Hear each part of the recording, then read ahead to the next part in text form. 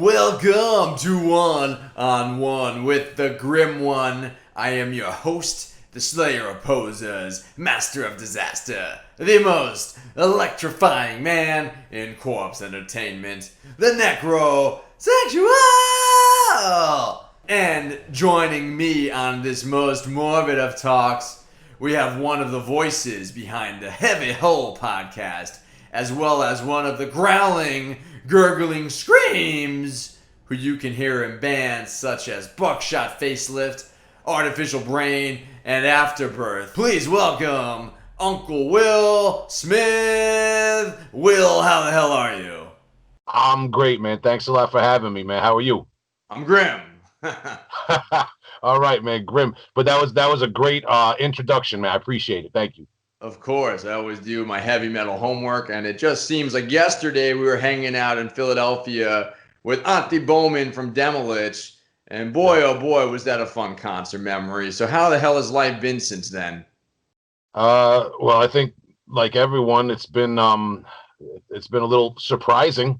Yeah. There's a new twist every day, right? What can I say? I'm thankful to be here, and I had the virus a few months ago, and I'm doing okay. I'm thankful for that, and I hope everybody's doing good out there, man. We're just taking it day by day, man. So Will Smith, let's get to it. You are one of the voices behind the Heavy Hole podcast, and each week you serenade our ears with all sorts of death metal knowledge and history. How did this podcasting venture come to be? I owe it all to Tom and Justin, my loyal co-hosts, people who listen to the podcast know.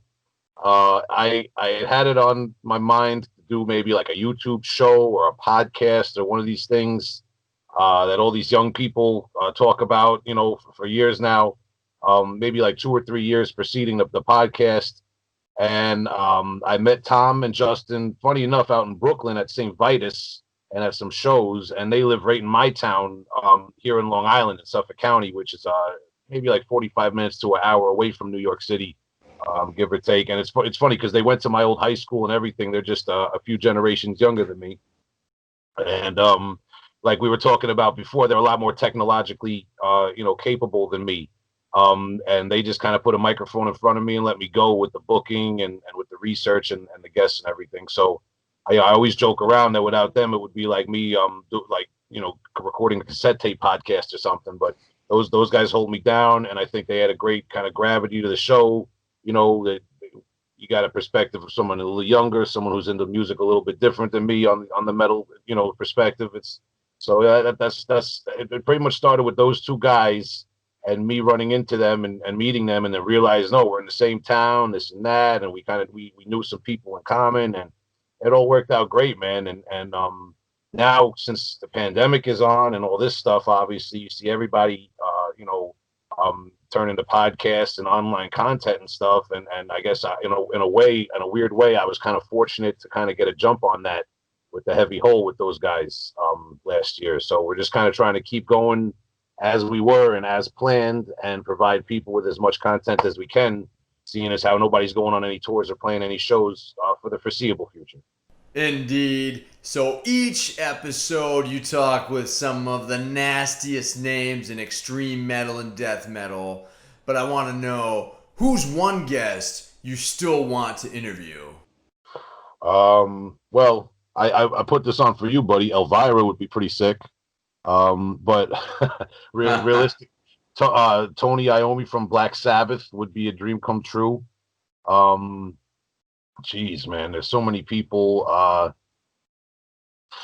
Let's see, Lord Worm, obviously. There's some personal heroes of mine. I always would have loved to talk to Siegen from Dead Infection. Rest in peace to him. All due respect. There's the saddest part about doing the podcast is that over the years, we lose people. And whenever I see some, Sean Reiner from Cynic, I damn, because we can only produce 4 episodes a month, so it's hard, man. And it's hard even for me to narrow that. I know it was just like, who's somebody, but it's hard for me to even narrow that list down. But my go-to thing is always Tony Iommi from Black Sabbath, because Black Sabbath, especially the Ozzy years, but even later on, their music has always touched my life from a very early age. Yeah, that or Gibby Haynes from Butthole Surfers.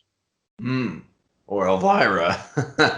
You know, popping a heavy metal hard on for the Mistress of the If Night. Elvira wants to give me that one-on-one interview, holler, you know. So, Big Will, tell us, why is Long Island, New York, one of the most brutal places on Earth? Well, I think if you talk internal bleeding, I think it was internal bleeding, or maybe it was suffocation, but somebody talked about the proximity to New York City, the influence of hip hop, the influence of New York hardcore back in the day. And when you talk about Suffolk County and Long Island death metal, you got to talk about Terrence Hobbs and Suffocation. So, you know, and Mike Smith and Frank Mull. I'm saying, you know, everybody, Doug Surrey, the whole gang. You got to talk Pyrexia, you got to talk internal bleeding, like, you know, shout out the whole crew and all those people. And they really took that rhythmic approach to death metal while keeping it like technically adept and forward thinking, and in a way, you know, although those guys, not to say that they rejected thrash metal or to put down thrash metal, but they kind of like that generation of death metal that was like really thrash metal influenced. Like, I think a lot of the Long Island bands kind of took it more to like where it was hardcore influence, and that's where you get like some of the beginnings of the brutal death metal, like we say in like the late 90s and early 2000s. I mean, you know, like look at like now we got slam and guttural brutal death metal is its own whole wide open thing worldwide. But most people who know their history with that, you know, yeah, you got to take it back to Long Island and to people that I look up to and that I was a kid looking up to. So I'm not even trying to big up myself, but yeah, you know, and rest in peace, Bill Talley and all that. Yeah, man. Of course, and yeah, Suffocation, the arguable fathers of slam with that song Liege of Inveracity. That's one riff. Right? Like Nas had one mic, Terrence Hobbs had one riff, man, and that started everything, man. That's all he needed. You know, not that he had one riff, but everybody took that one riff and ran with it. 1,000 broken bones. That's all. Yeah. How many pits did that riff launch throughout the years? Well, crazy. So, Big Will, I want to talk about the new Afterbirth album, Fourth Dimensional Flesh, a bone-crunching affair, and this was one of my favorite records of 2020. In the review that I wrote for Metal Injection, I say that the vocals sound a lot like a clogged garbage disposal, and I mean that in the coolest, most totally brutal way possible. So tell me, Will, what was the creative endeavor behind this new album like for Afterbirth? It's like I always say, I give high praise to my bandmates. Anyone who knows about the band knows that I'm not the original singer. Rest in peace to Matt Duncan. And when I had signed on to the project, they had the first album completely written as an instrumental album, and I kind of sat there and wrote my vocals to that. Whereas Four Dimensional Flesh, I was there for all the rehearsals, and as the songs were created, they gave me the instrumental tapes, and I took them home and with my notebook. You know, they didn't give me they sent me instrumental MP3s. I'm just seeing it through 90s eyes right now, tapes. But they sent me the instrumental MP3s, and I would sit there with headphones and write them. So I kind of was coming up with the vocals in real time with the songs being written. And by the time we were ready to go to the studio, we were kind of like all on the same page, all on the same pace. We could rip the songs as a 4-piece band, you know, like live in the studio or at a show, you know, pretty tight. And I was just more locked in as a unit of the band, and I got to watch the writing process, which with them is totally natural. Those are guys who know each other since they're like 16, 17 years old. I think in Dave and Cody's case, probably younger. And they really have a musical language with one another. And for me as the singer, you know, I've said this before, I do the brutal guttural vocals, and occasionally I do some screams or something different. But I think my job, as I see my job, is to like kind of like pepper it and anchor it in with guttural brutal death metal, because what they're doing is progressive and technical and inventive and goes way beyond. And where, you know, and I just see like I'm kind of like that stamp of this is still guttural brutal death metal in a weird way, you know, because these, and they bring you the slams and the grinds and everything like that, but those guys are they're just really inventive musicians, and the three of them click. That's not a band where I feel you could easily have like a session member to play a show with or fill in on a tour with or something. Afterbirth is really about those three guys and their chemistry as musicians, you know. So you know, I just try to stand up to that, and it was easier because I worked with them on Four Dimensional Flesh the whole way through every rehearsal, you know. Indeed. What's your favorite song on that album? I gotta say, um, Beheading the Buddha, I think, is my favorite song Mm. because of the slams and then the kind of old school grinds and blast beats.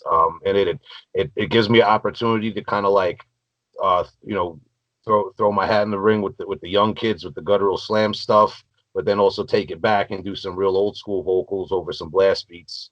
And unfortunately, it might be a title or a lyric that gets misinterpreted.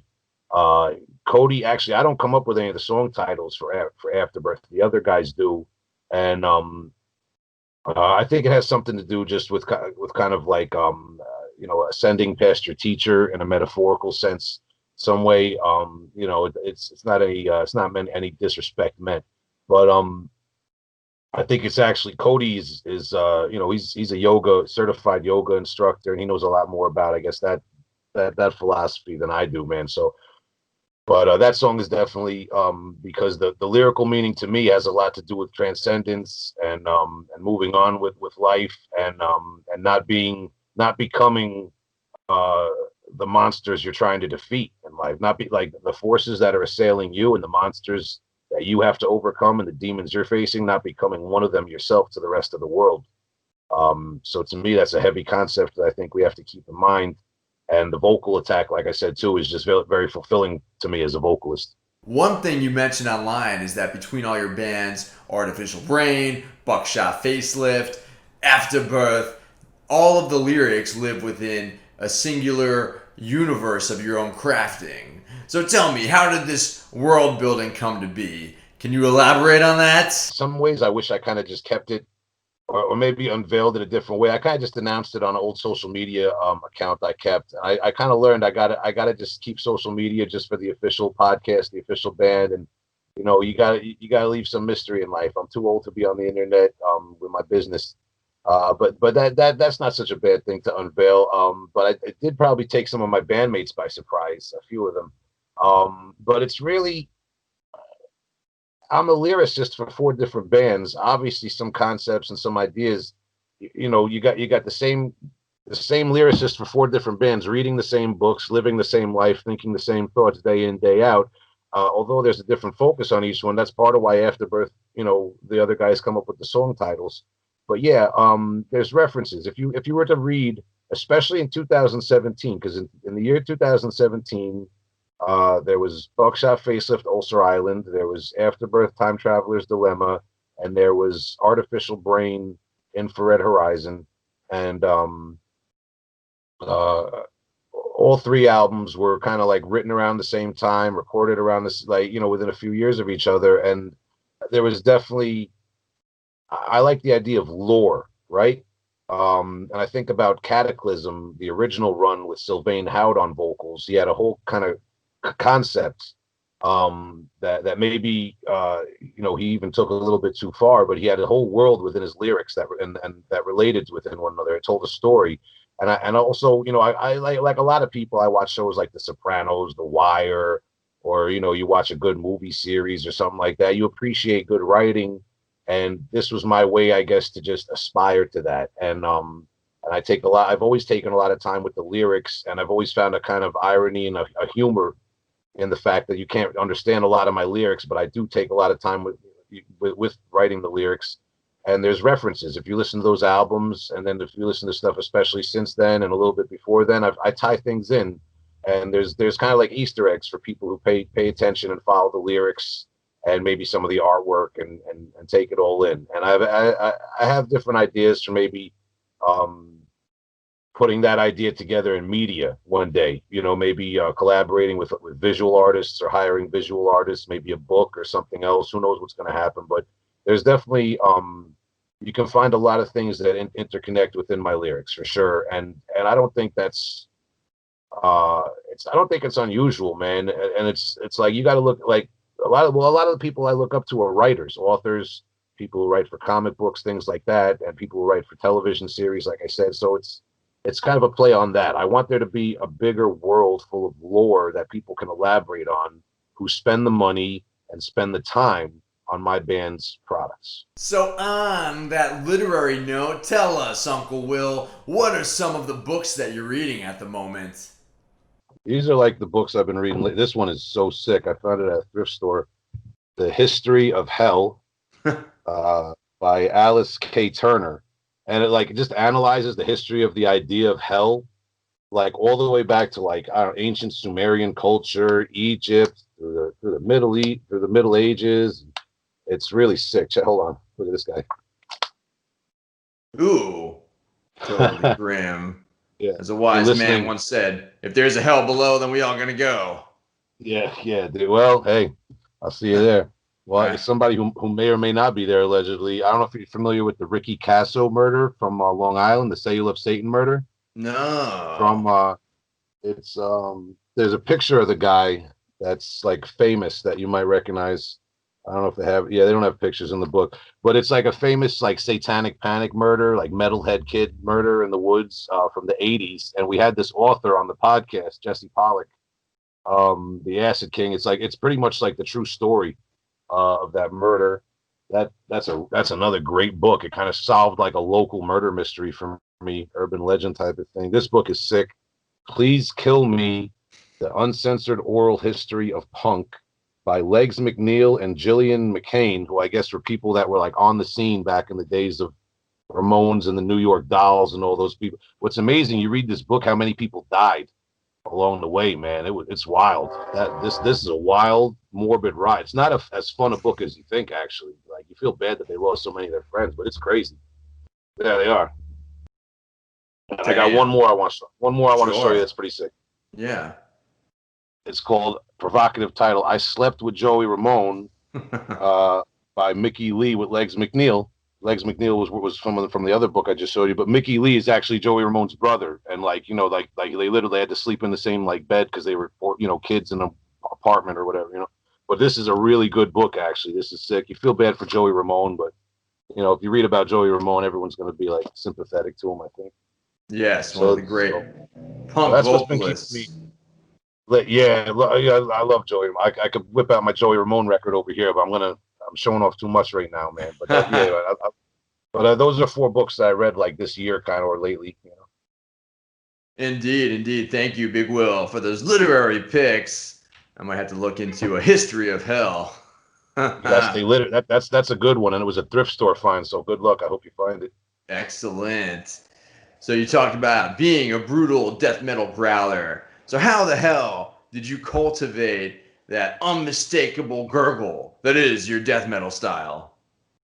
Well, back in it all has to do with Auntie Bowman and Demolich and Matty Way and his run in Disgorge, California, which was like their demos were coming out around the time I was listening to all that stuff. And rest in peace to Matt Duncan, the original singer of Afterbirth, because I heard their demo before I did anything like music related. And then we started Biolich, and I just stumbled through all those excuse me, doing that stuff over Biolich for years until I finally learned what I know about timing and breath control here and there, and just it just mainly being around musicians who would let me growl into a mic while they rehearsed and stuff. A lot of times you couldn't even hear what I was doing, but I was trying to learn about rhythm, learn about timing and things like that, and just finding other people, and nowadays they have all these like vocal videos on YouTube, and people make vocal covers, and that's great, man. That's cool. I just don't do that stuff because, like I said, I'm not really technologically capable. It's just not it's not something I'm into, but I think it's cool, and it's probably a great resource for the younger people that are trying to get into it. Maybe they won't end up having a gravelly, horrible voice like me. You've probably heard me talk after a set once or twice, and I go, hey, thanks, how you doing, man? Like I probably have horrible technique. I don't know about vocal technique. I just know what I do, and I know like my little warm up routines. And when people ask me, how do you get the guttural voice, like the kind of frog voice that I do an artificial brain, I'll tell you. And this if people are listening or for the video, whatever, man, they'll get the same thing I tell people outside of shows all the time. You got to start with like a Pee Wee Herman or a Kermit the Frog voice, and whatever you're doing in your throat to make that, hey, it's me, da da da. You just push that into it because you're putting more pressure on that part of your voice. But it all starts with this. You know what I mean? That whatever that muscle is that you're constricting in your throat to make that Kermit the Frog, Pee Wee, you work with that, and and that's the trick, because not everyone. It doesn't mean that just because you can make the Kermit the Frog voice, you could do brutal death metal vocals. Because you'll find over time you feel almost like a burn after you do, like the first time I recorded a Biolich demo, 4 songs or something, or however many takes, it just feels like it's burning, you know. And I got to a point where it doesn't feel like that. There's no burning, there's no soreness or raspiness really. But after I play a live set, there'll be raspiness a lot of the time from the barking kind of vocals and stuff like that. So it's, you know, it always comes back the next day. For whatever reason, I've just developed a kind of stamina, but I definitely don't use proper technique. And I would advise anyone aspiring to do this to check out, like, there's a bunch of vocal coaches and people nowadays. Like, I know Melissa Cross was popular a few years ago, and there's other people now, but check some of that stuff out. It's on YouTube, it's free. And you might end up with better breath control than me. You know? You just imparted some priceless knowledge with that Kermit the Frog hack. That was incredible. I feel like my brain just expanded.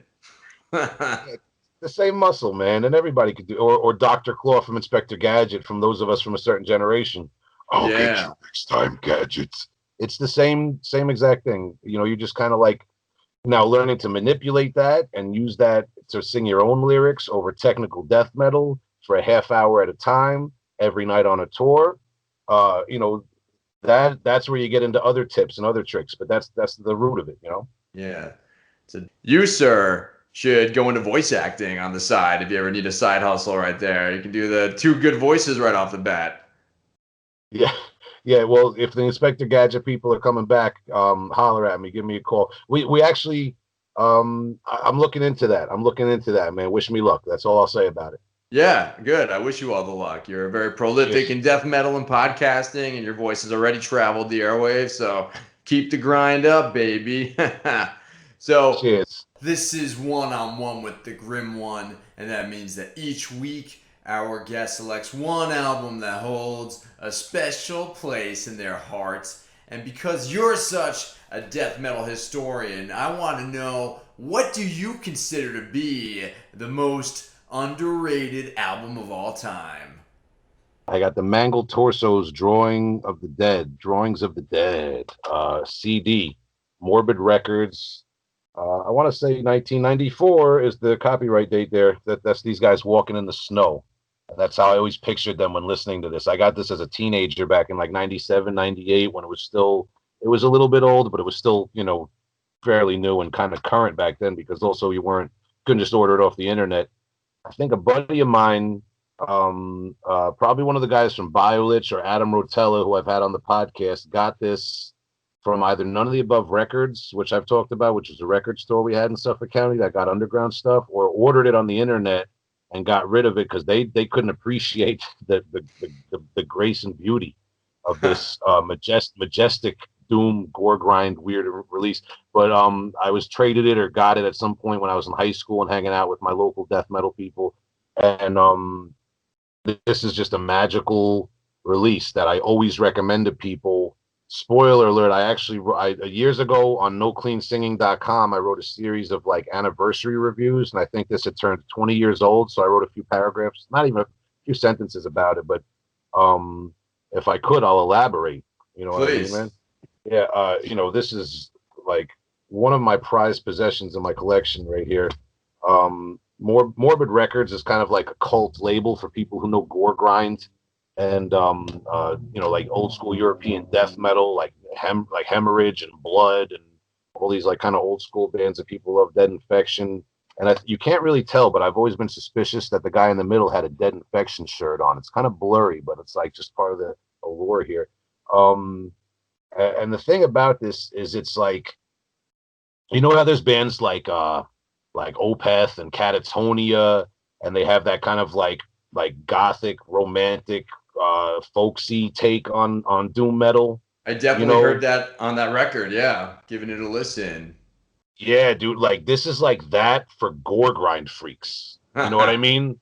like if you're into Dead Infection and Regurgitate, but you want a little bit of like atmosphere, like and kind of like a cult ritual kind of like thing going on, like these guys, and not to mention, I feel like nowadays everybody loves this kind of mid-tempo, doomy, like stompy death metal, like the caveman death metal, and Obituary is enjoying like a lot of younger followers nowadays. Like this has a lot of those sick mid-tempo, sludgy doom parts, but with like these very minimalistic keyboards and swamped out pitch shifter vocals. You can't go wrong. I mean, it's amazing. And then they go for some people. I understand how they might go too far. There's like acoustic passages, and there's like there's some of the rawness here is what is the charm, because it is. I don't want to say amateurish, but they reach really far and they try to be really progressive. It's like the most progressive, atmospheric, doomy gore grind band ever. And it's just a special album, and it's these three guys executing their vision, and like I said, some of the most disgusting pitch shifter vocals ever, and then there'll be like keyboards and an acoustic passage, and then kind of like a harmonic lead guitar like layered thing that's slightly off, or something, and then just blasting gore grind blast beats and stuff and regular death metal. It goes back and forth, and one of the real like charms of this is the like I said, the sludgy doom metal passages with these kind of like subtle keyboards in it, man. Like it's, I don't know if people are into like Winter or like Mythic and Dercada and that, or Cyanide from Chicago, that kind of sludgy, slower death metal thing.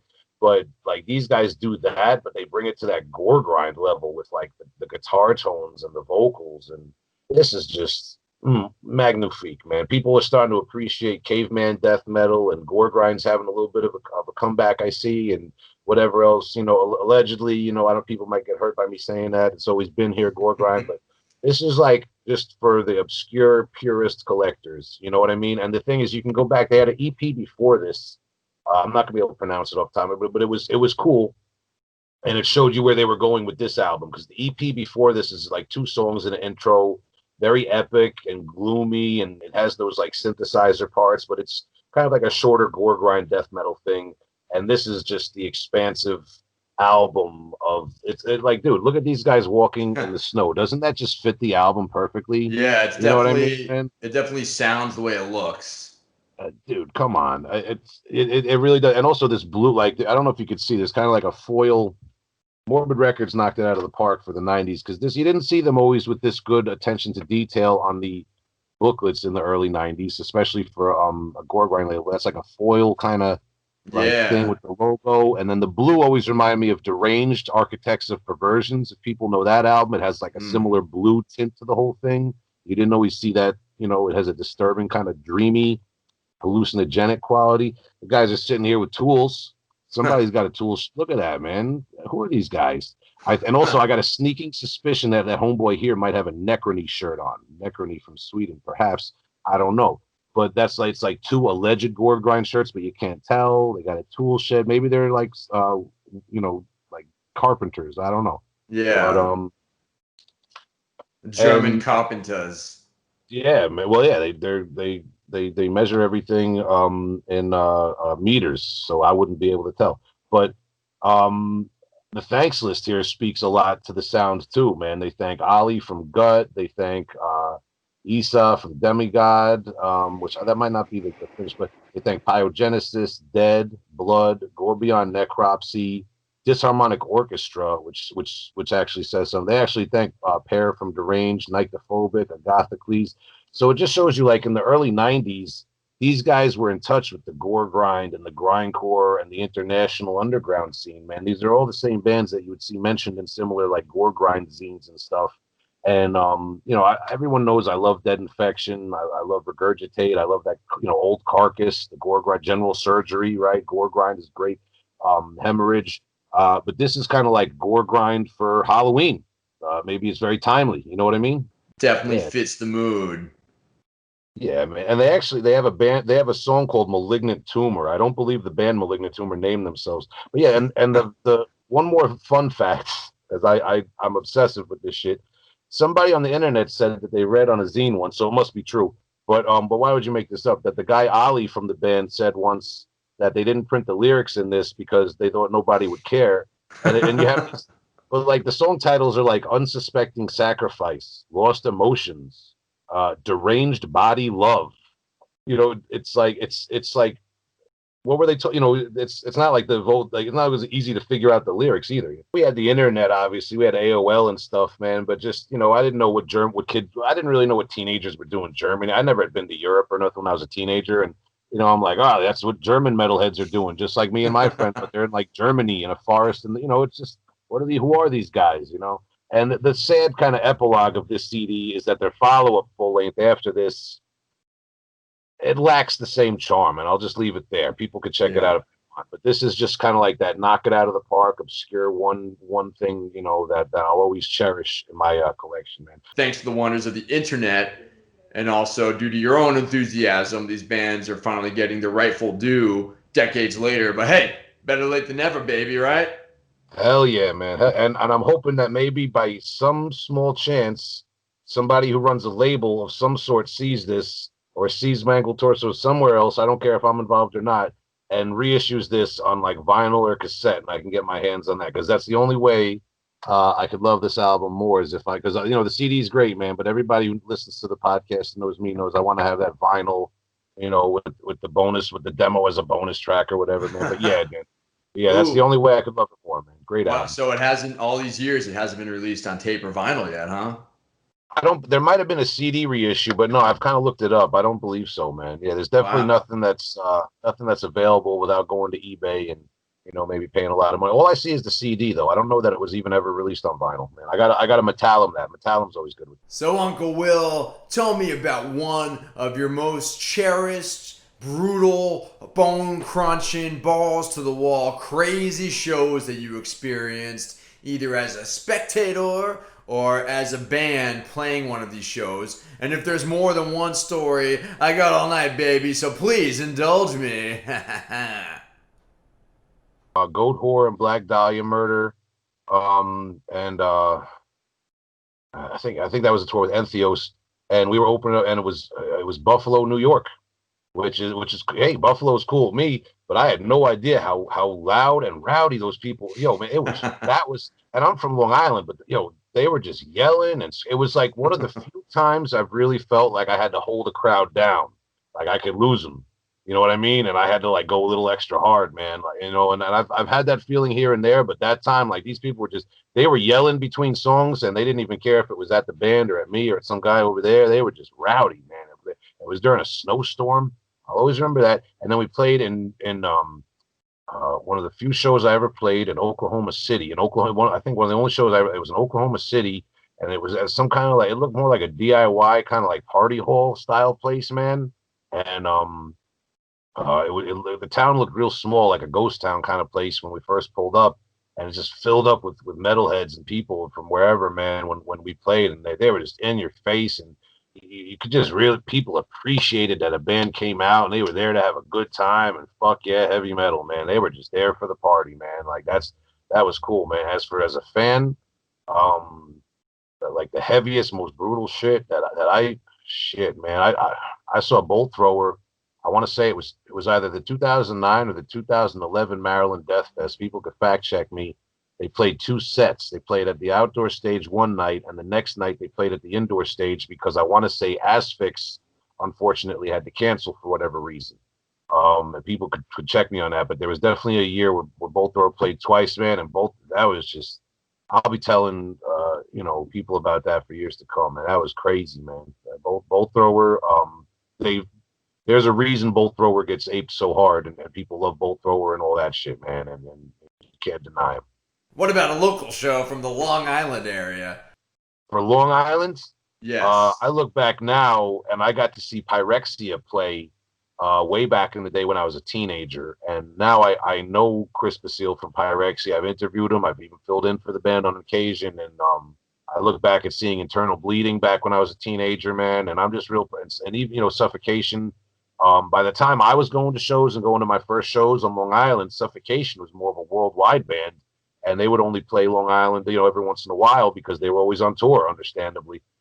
So I actually saw Internal Bleeding and Pyrexia a lot when I was a teenager, more than Suffocation, man. And those old 90s shows, those bands are still great today, but those old 90s shows are in my heart. And all right, you want memory? Seeing Cryptopsy with Mike DeSalvo right after Whisper Supremacy came out at Castle Heights and Jackson Heights, Queens, it was just packed like sardine. You couldn't do it now with COVID, man, thinking about it. It was just packed like sardines, and I watched every second of the set. And I'm a diehard Lord Worm fan for Cryptopsy. I'm one of those guys that kind of stops at None So Vile and appreciates the rest of the catalog, but I will always give Mike DeSalvo his due. I saw that man live from like 5 feet away right when Whisper Supremacy came out, and he can do whatever he wants. It's all good. But that was it right there. That was a good night. Uncle Will Smith, I want to thank you for your time to go one-on-one with the Grim One. And what would you like to say to all the heavy metal hellraisers and heathens watching from the comfort of their own lairs? I'd like to say keep it brutal, man, and thanks for the support. Anyone who supports me, anyone who doesn't, I wish you the best anyway. And that's it, man. Everybody stay safe and try to do the right thing. The world is crazy right now, and we love heavy metal. That's what unites all of us anyway, right? So, and I appreciate you for the interview, man. Thanks a lot for the support, brother. So listen to that man, Will Smith. You can check out his podcast, the Heavy Hole Podcast, every week. And you can also listen to his bands, Artificial Brain, Infrared Horizon, and Afterbirth, the 2020 record, Fourth Dimensional Flesh. Give it a listen, and you can thank the man later. I am the Necrosexual here with Uncle Will Smith. And I want to say I will see you in hell.